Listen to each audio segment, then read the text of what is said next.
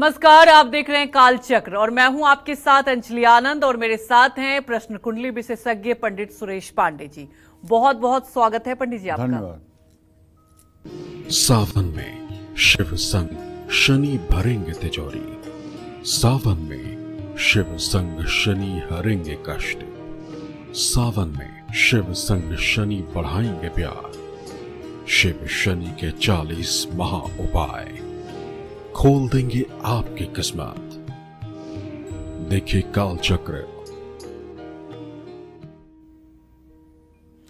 जी हाँ, तो सावन का पावन महीना चल रहा है और कहते हैं ना कि शिव की उपासना से हर दुख हर सुख मिल जाता है और दुख का कहीं ना कहीं अंत हो जाता है। तो आज की बात की जाए तो आज शिव उपासना से शनि की हर खराब दशा भी शुभ फल देती है और शनि की पूजा से शिव की कृपा कैसे मिलती है। तो सोचिए कि अगर आप सावन में शिव और शनि के एक साथ पूजा करेंगे तो आपको कितना लाभ मिलेगा, और यही सब आज बताने वाले हैं हमें पंडित सुरेश पांडे जी। इसके अलावा अगर आपका भी कोई सवाल है तो आप हमें फोन कर सकते हैं। हमारा नंबर है 0120-665-2411। तो चर्चा की शुरुआत कर लेते हैं और आज की चर्चा बेहद महत्वपूर्ण है, तो हमारे साथ लगातार बने रहिए क्योंकि आज पंडित जी आपको बताएंगे कि अगर आपका कोई भी काम बिगड़ा हुआ है तो कैसे वो संभल जाएगा। जी हाँ, शनि को मनाएंगे तो आपके हर बिगड़े काम बन जाएंगे, लेकिन शिव को मनाएंगे तो ना सिर्फ शनि की खराब दशा सुधर जाएगी बल्कि जिंदगी भी सवर जाएगी। ऐसे में शिव और शनि की पूजा एक साथ करने से क्या लाभ होगा ये जानते हैं। पंडित जी, हमेशा से आप कालचक्र में कहते रहे, कई बार मैंने भी आपके साथ कार्यक्रम किया है कि महादेव ऐसे हैं जिनको मनाने से कहते ना कि मौत भी कहीं ना कहीं मुंह पीछा छुड़ा लेती है। मौत के अधिपति जो धर्मराज यमराज है ना जी, उनकी साहस नहीं है कि शिव के भक्तों को छू ले। मौत से वो डरे जो काम करे चांडाल का, मौत से वो क्यों डरे जो भक्त हो महाकाल का। जो महाकाल माने शनि शिव का भक्त है जी। उसके लिए मृत्यु नाम का कोई शब्द ही नहीं है। भगवान शिव की ऐसी कृपा है। और आज भी कलयुग में कलयुग है जी, बड़ा खराब युग चल रहा है कहने के आधार पर, लेकिन भगवान शिव की कृपा बरकरार है। आज भी मरणासन्न व्यक्ति के लिए अगर महामृत्युंजय का सही ढंग से अनुष्ठान कर दिया जाए और उस व्यक्ति की यदि आयु शेष है तो वो निश्चित रूप से निरोगी होकर बैठ जाता है। भगवान शिव के पूजन उपचार में कैसा भी एंजाइटी का पेशेंट हो, कितना भी डिप्रेशन में हो, कितना भी मतलब कि नींद की दवाइयां खाता हो, एकदम मतलब कि बार बार उसके मन में सुसाइडल थॉट्स आते हों, आत्महत्या करने की इच्छा जागृत हो रही हो, आजकल बहुत ज्यादा ये देखने को भी मिलता है। हाँ, तो ऐसी स्थिति में अगर व्यक्ति भगवान शिव का ओम जूम शह मंत्र जो है इसको श्वासों पर जप करने लगे और सुबह शाम 24 मिनट जप करने लगे तो वो आदमी 24 दिन के बाद सूर्य की तरह खिल जाता है और उसकी सारी नेगेटिविटी समाप्त हो जाती है। विश्वास ना हो करके देखो। 24 दिन में अगर रिजल्ट ना मिले तो टाइम बैक गारंटी मैं देता हूं आपको। मतलब फिर आप दर्शकों को फिर जी तो मैं कहना चाहता हूं कि चाहे शनि की 7.5 हो, जैसे इस समय मकर, कुंभ और मीन राशि पर 7.5 है, चाहे शनि की ढैया हो जैसे इस समय कर्क और वृश्चिक राशि पर शनि की ढैया है, और चाहे 19 वर्षों की महादशा हो और चाहे कंटक दशा हो, इससे विशेष लाभ पाने के लिए पंचामृत से शनि देव का अभिषेक करिए और शनि के 12 नामों का जप करिए, शिव तांडव स्तोत्र का पाठ करिए।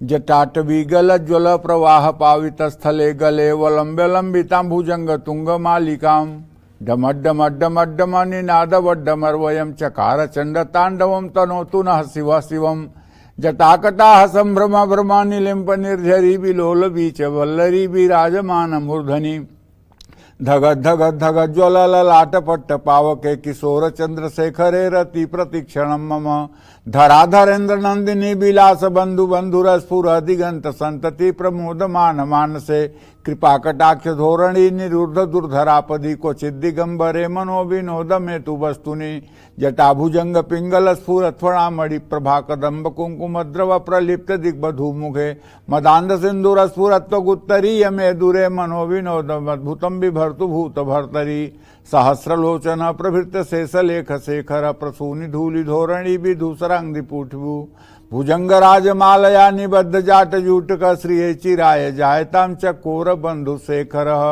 अरे भैया, अगर शिव तांडव स्तोत्र का पूरे सावन महीने में सुबह शाम कोई पाठ करके अपने दोनों हाथों में बिल्वपत्र और सफेद पुष्प भर करके और शिवलिंग पर मंत्र पुष्पांजलि अर्पित करे तो मैं दावे के साथ कहता हूं, दुर्भाग्य चाहे जितना बड़ा हो वो भी जल करके खाक हो जाएगा और आपका जीवन सतमार्ग पर चल जाएगा। इसमें कोई दो राय नहीं।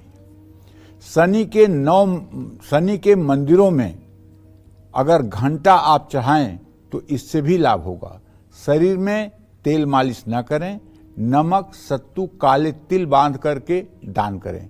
चांदी के बर्तन में शहद भर करके, पीतल के बर्तन में गुड़ भर करके और किसी योग्य पात्र व्यक्ति को दान करें। इससे भी शनिदेव की कृपा मिलती है। और एक बात जान लीजिए, शिव का नाम आते ही, भगवान शिव का स्मरण आते ही शनि सरेंडर हो जाते हैं।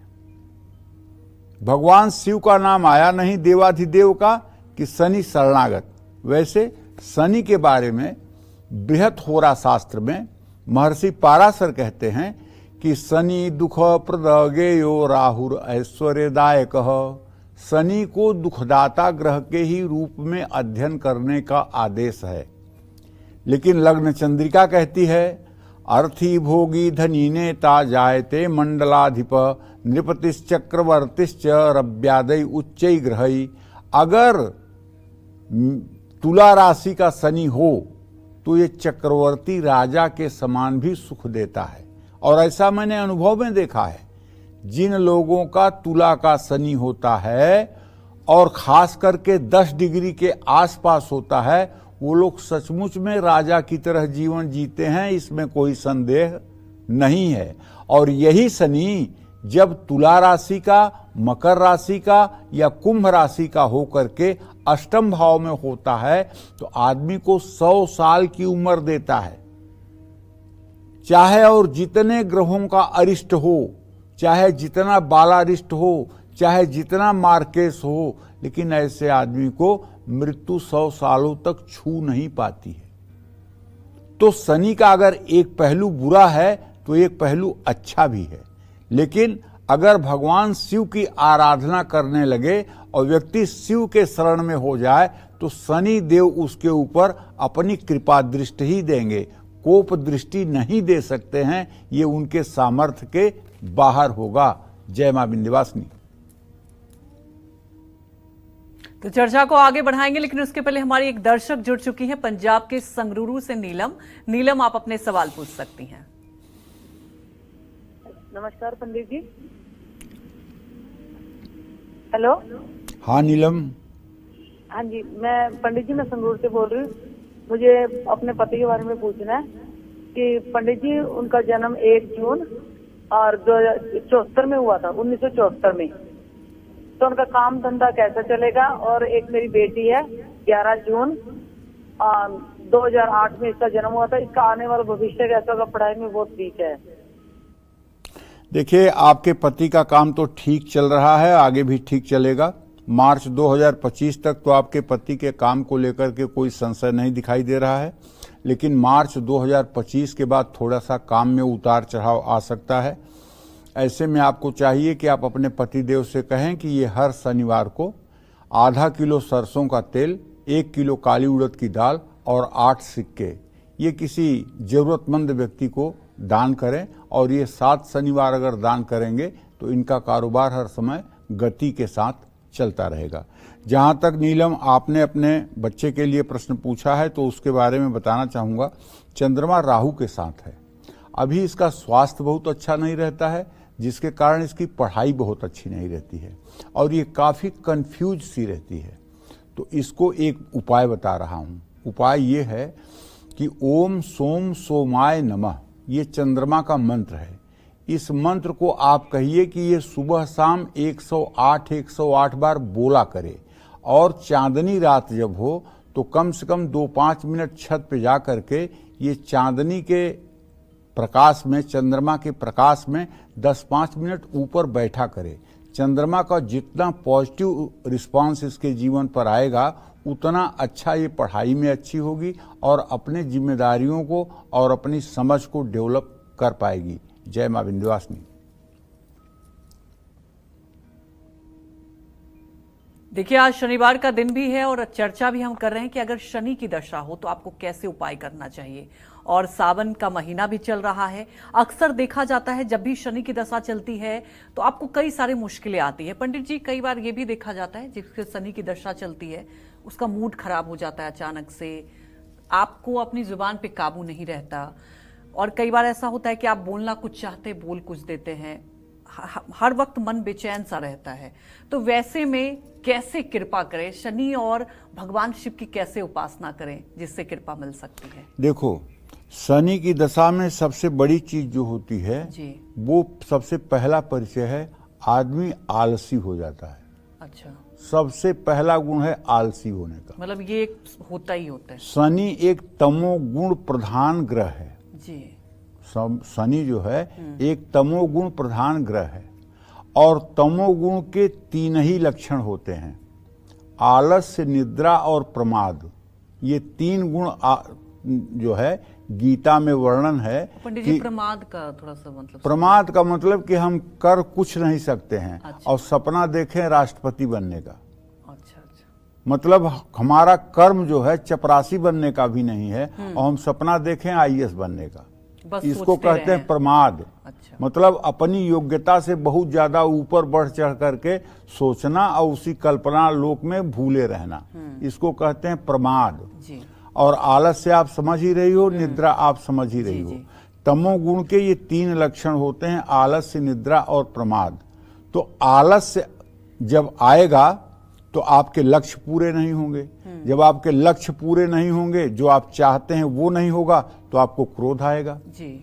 गीता में एक श्लोक है 2 अध्याय का, ध्यायते विषय पुंसः संघस्तेषु उपजायते, संघात संजायते कामः, कामः क्रोधो भिजायते, क्रोधात् भवत् सम्मोहम्, सम्मोहात् स्मृति विभ्रम, स्मृति भ्रंशात् बुद्धिनाशो, बुद्धिनाशात् प्रणश्यति। इसका अर्थ ये है कि जब कोई व्यक्ति किसी विषय का गंभीर चिंतन कर लेता है कि ये वस्तु मुझे चाहिए, चाहे जैसे चाहिए, बाई हुक बाई क्रुक चाहे जैसे चाहिए, जी जी। और वो वस्तु उसे नहीं प्राप्त होती, तो उसको क्रोध आता है। ध्यायते विषय पुंसः संघस्तेषु उपजायते, संघात संजायते कामः, कामः क्रोधो भिजायते, क्रोध हो जाता है। क्रोधादि भवत् सम्मोहम्, और क्रोध से सम्मोह हो जाता है।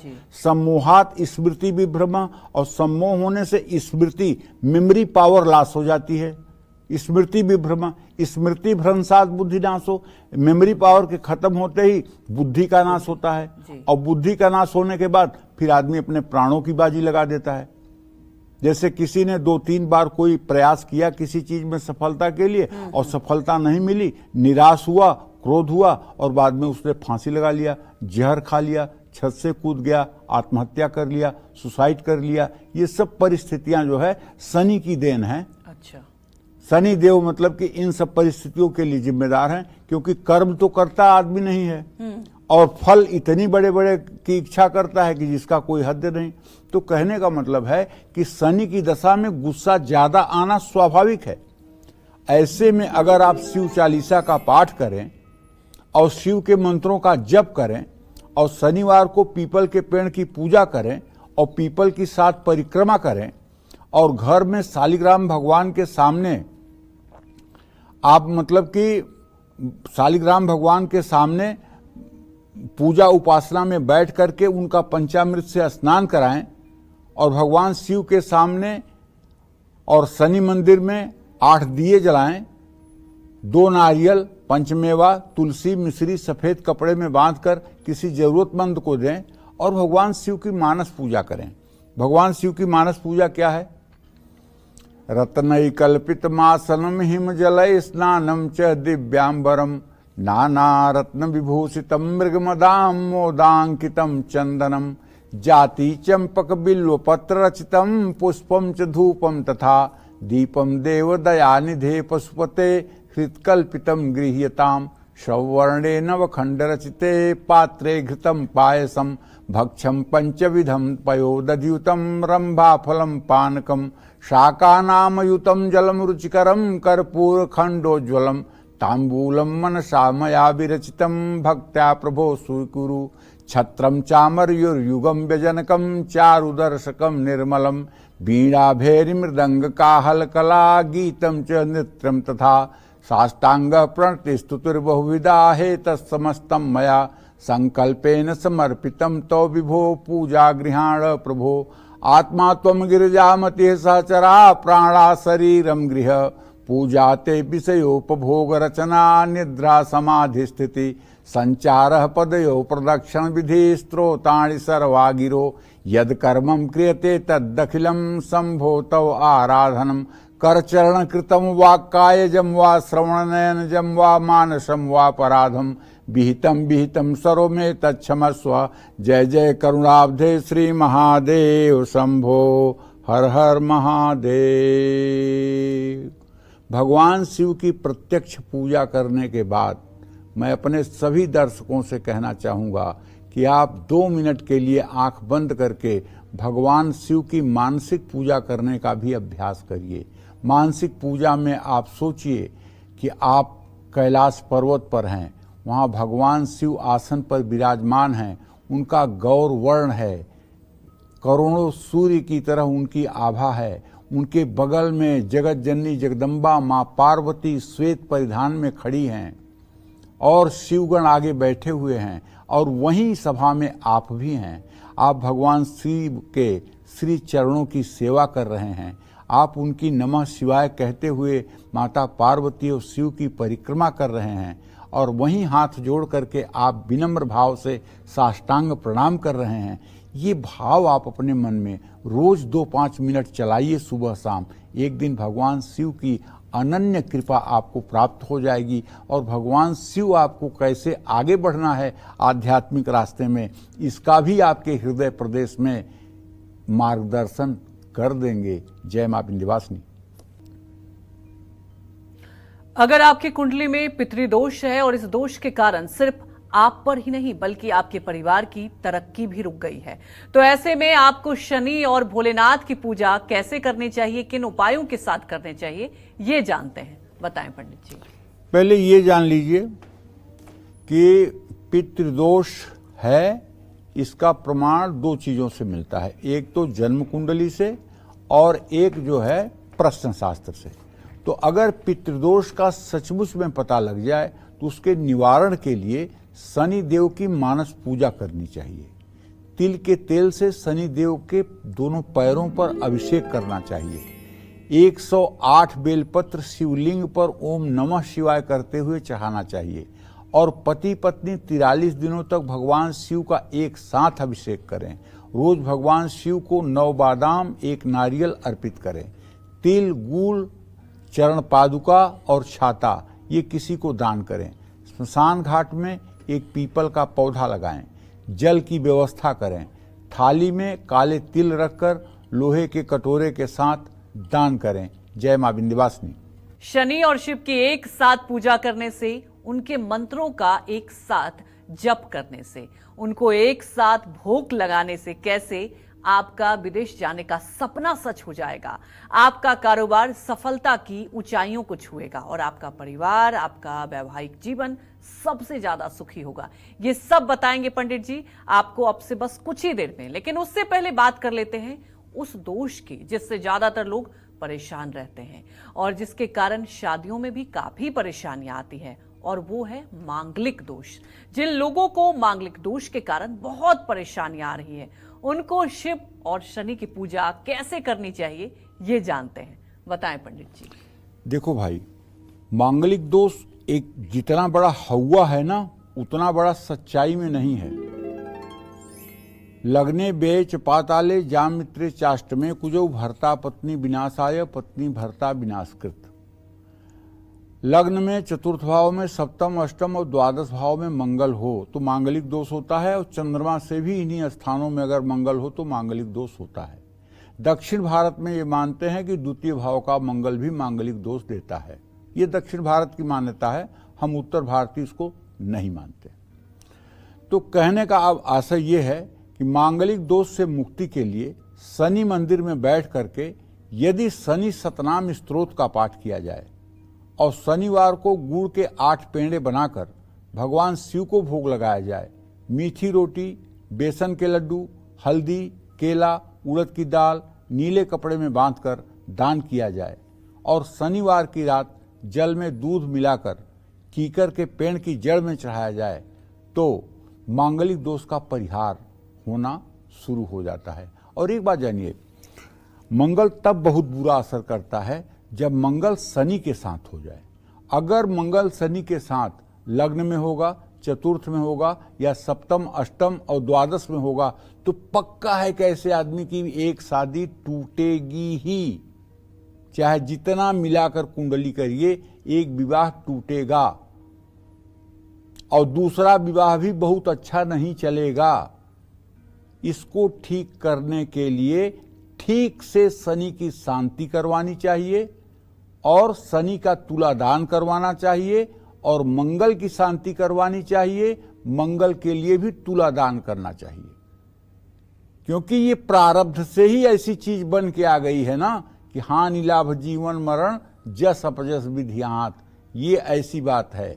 और रही बात शिव की, तो देखो भाई, सकल अमंगल मेटन हारी भाव्यु मेट सकहि त्रिपुरारी। भगवान शिव को ईश्वरीय संविधान में हस्तक्षेप करने पर कोई रोक नहीं सकता है। जो ब्रह्मा का विधान है वो अपनी जगह है, लेकिन भगवान जी जो चाहेंगे, भगवान शिव जो चाहेंगे अब वो विधान हो जाएगा। तो जो भगवान शिव को शरणागत हैं, जो भगवान शिव को अपने रोम रोम में हर मिनट स्मरण करते हैं, अपने हर श्वास पर भगवान शिव का स्मरण करते हैं, उनके लिए कहीं कोई बात मुश्किल नहीं है, उनके लिए कुछ भी असंभव नहीं है। इसलिए जो लोग भगवान शिव की शरणागति लिए हुए हैं उनका ये ग्रह रंक कुछ न बिगाड़ पाएंगे। ये ग्रह उनके लिए रंक हो जाएंगे जो शिव की कृपा से परिपक्व होंगे, जो भगवान शिव की कृपा से ओतप्रोत होंगे।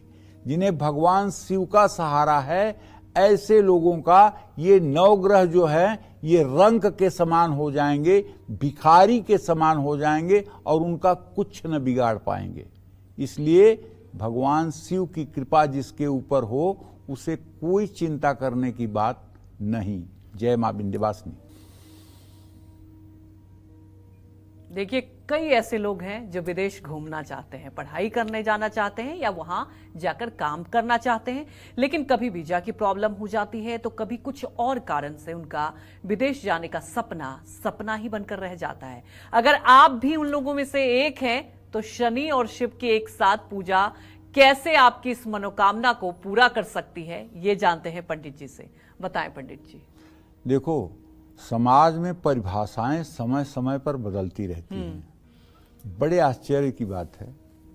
हमारे यहाँ कहते थे, सनातन धर्म के लोग, हम लोग कहते थे, आज के 50 साल पहले तक कहते थे कि ऊसर मरण विदेश गमन ताहू पर कछु और।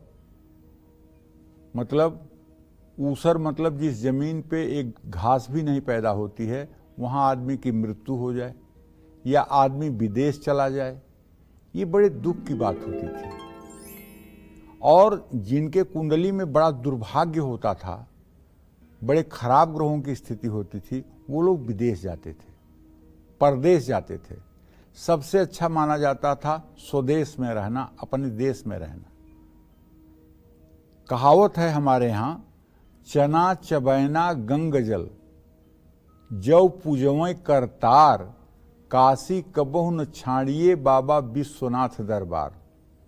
अगर चना खा करके भी जीना पड़े और गंगा जल पी करके ही जीना पड़े, दूध और मेवा मिश्री ना मिले, तब भी भैया काशी मत छोड़ो, क्योंकि वो बाबा विश्वनाथ का दरबार है। लेकिन आज परिभाषाएं उलट गई हैं। आज लोग विदेश जाने को बहुत बड़ी बात मान रहे हैं।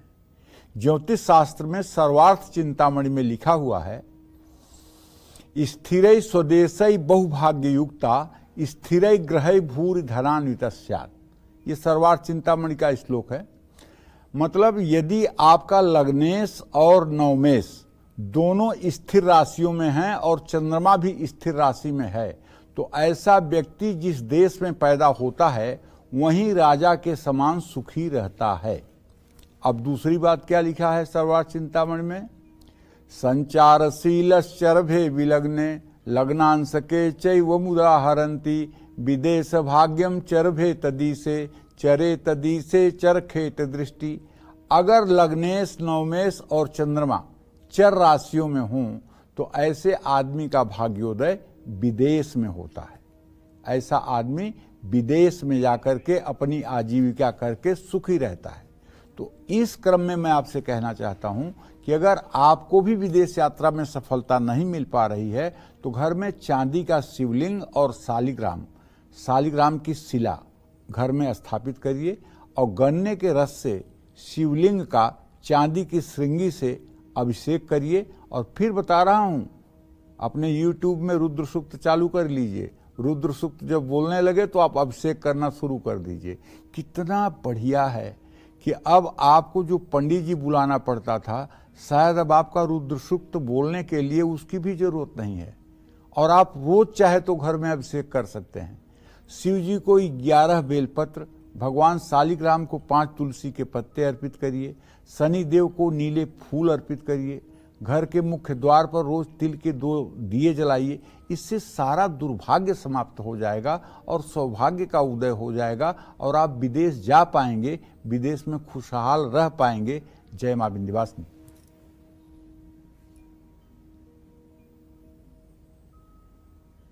तो शनि और शिव की पूजा एक ही दिन एक ही साथ करने से कैसे कारोबार में अपार सफलता मिलेगी, साझेदार हमेशा वफादार रहेंगे और कभी धोखा नहीं देंगे, ये जानते हैं।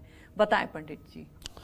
देखिए, साफ साफ बात है, शिवालय कोटिसह, इस बात को कोई इनकार नहीं कर सकता। शिवालय में किया गया पुण्य 1 करोड़ गुना ज्यादा फलदायी देता है।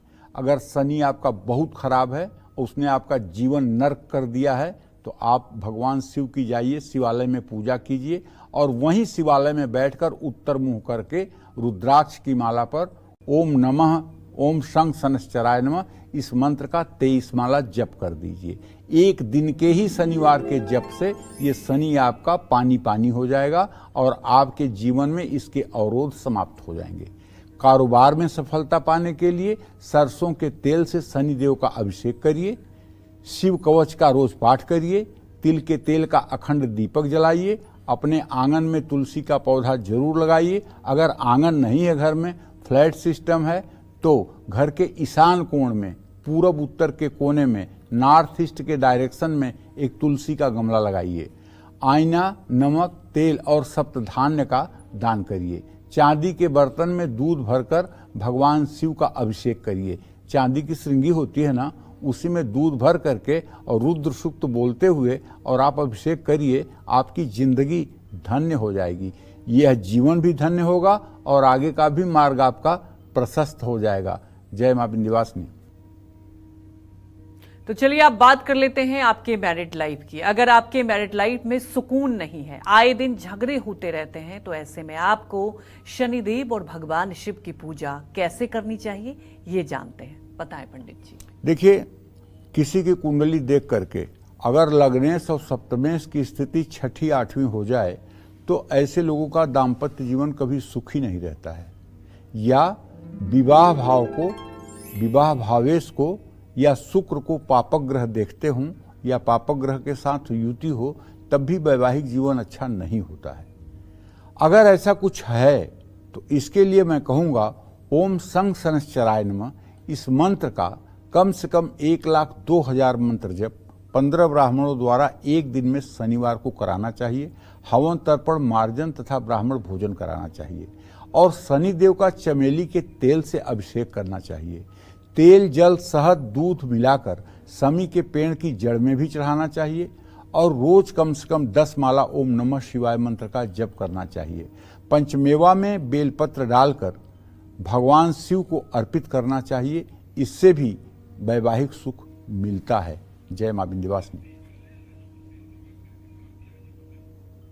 तो हमारी एक दर्शक भी जुड़ चुकी हैं, भारती हाजीपुर से। भारती, आप अपने सवाल पूछ सकती हैं।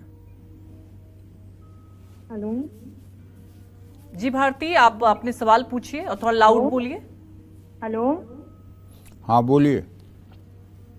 पंडित जी, आपको कोटि कोटि प्रणाम पंडित जी। हाँ सदा सुखी रहिए। पंडित जी, मैं अपने बड़ी बहन के बारे में और उनका छोटा लड़का है उनके बारे में और अपने बारे में जानना चाहती हूँ। मेरी बड़ी दीदी का नाम है निरुपमा कुमारी। उसका डेट ऑफ बर्थ है 12 अक्टूबर 95, दिन गुरुवार। पंडित जी, उनका भविष्य कैसा रहेगा? और उनका एक लड़का है छोटा सा जो 12 जून 2020, समय 3:40, दिन शुक्रवार। सार्थक नाम है। इसका भविष्य जानना चाहती हूँ पंडित जी मैं, और मैं अपने बारे में जानना चाहती हूँ। मेरा डेट ऑफ बर्थ है 28 नवंबर 1997। मैं ये तीनों के भविष्य के बारे में मैं जानना चाहती हूँ पंडित जी। देखो भावना, ऐसा है कि जो तुमने अपनी बहन के भविष्य के बारे में पूछा है तो उसके बारे में बताऊं कि मंगल और बृहस्पति दोनों एक साथ हैं। तुम्हारे बहन का भविष्य बहुत अच्छा है, इसमें कोई दो राय नहीं, लेकिन वर्तमान अभी अच्छा नहीं है। अभी आप मान के चलो कि अप्रैल 2025 तक काफ़ी मतलब कि उठा पटक के बीच में इसकी ज़िंदगी चलेगी। कोई बहुत बढ़िया समय अभी नहीं चल रहा है, लेकिन अप्रैल 2025 के बाद इसका समय अच्छा हो जाएगा। जो दूसरा प्रश्न तुमने किया है इसके बेटे के लिए, तो उसके बारे में बता दूं, एकदम निश्चिंत रहो। बेटा अच्छा होगा, कुशल होगा, स्वस्थ रहेगा, पढ़ाई लिखाई ठीक करेगा और अपने मतलब कि भाग्य का अच्छा होकर के पैदा हुआ है। अपने बारे में जो आपने प्रश्न पूछा है तो भावना, ये बात बहुत भारतीय, ये बात बताना चाहूँगा कि तुम्हारे भाग्य भाव का स्वामी जो है वो सूर्य है और सूर्य और बृहस्पति की स्थिति तृतीय एकादश है। भाग्य तो आपका ठीक है, लेकिन आजीविका का क्षेत्र आपके बहुत अच्छा नहीं है। शायद आप अपने पैरों पे खड़ी ना हो पाएं, आपको हाउसवाइफ बनना पड़े।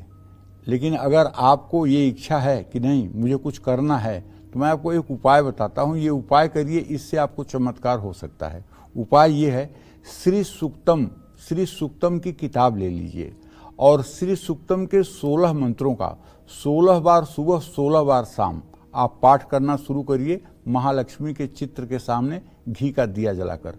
और ये अनुष्ठान लगातार आप 16 महीने जारी रखिए। निश्चित रूप से आप अपने पैरों पर खड़ी हो जाएंगी और बहुत ही सुखी जीवन आपका व्यतीत होगा। जय मां विंध्यवासिनी। तो वहीं हमारी एक और दर्शक संजना लखनऊ से जुड़ चुकी हैं। संजना, आप अपने सवाल पूछ सकती हैं। प्रणाम पंडित जी। हाँ सदा सुखी रहिए। पंडित जी, हमें अपने बेटे के बारे में जानना है। उसका डेट ऑफ बर्थ है 28 मई सन 2000, दोपहर के 12:10 से। पंडित जी, हमें ये जानना है ये गवर्नमेंट जॉब करेगा या मतलब बिजनेस करेगा और इसका भविष्य कैसा रहेगा? देखो, दसम भाव में लड़की के लिए जी रिश्ता आया है, तो लड़की का डेट ऑफ बर्थ है 6 जनवरी सन 2006, सुबह 3:15। तो इसका कैसा क्या रहेगा पंडित जी भविष्य? पहली बात तो ये जान लो, भारत सरकार का कानून है 21 वर्ष के नीचे के लड़के लड़कियों की शादी नहीं होती है।